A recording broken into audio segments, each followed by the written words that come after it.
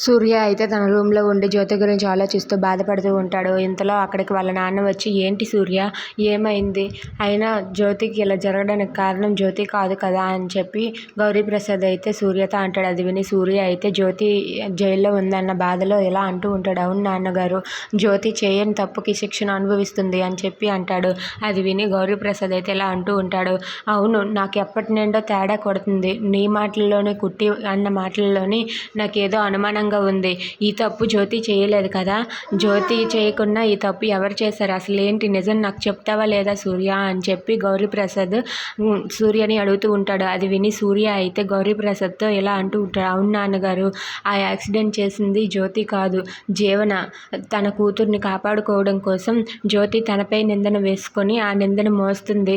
ఈ యాక్సిడెంట్ చేసింది మాత్రం జీవనానే అని చెప్పి సూర్య అంటాడు. అది విని గౌరీప్రసాద్ అయితే ఒక్కసారిగా షాక్ అయిపోతాడు.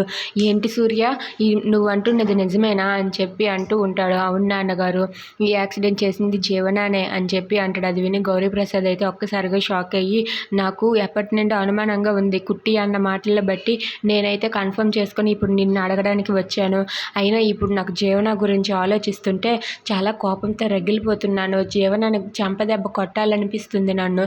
తను ఇలా చేసి ఏమీ కానట్టుగా తన తల్లికి కనీసం న్యాయం చేయలేకపోతుంది అని గౌరీప్రసాద్ అయితే జీవనాని అంటూ ఉంటాడు. దాంతో సూర్య అయితే ఈ విషయాలన్నీ మీకు చెప్పొద్దని జ్యోతి అయితే అన్నది మామయ్య గారు. జ్యోతి తన కూతుర్ని ఇబ్బంది పెట్టలేక తనే ఇబ్బంది పడుతూ తను చేయని తప్పుకి తానే శిక్షను అనుభవించుతూ తను ఇప్పుడు జైల్లో ఉంది. దాని గురించే నేను చాలా బాధపడుతూ ఉన్నాను నాన్నగారు. దయచేసి ఈ విషయం మీరు ఇంట్లో వాళ్ళు ఎవరితో చెప్పొద్దు నాన్నగారు అని చెప్పి సూర్య గౌరీప్రసాద్తో అంటూ ఉంటాడు. Thanks for watching friends. Please subscribe our channel.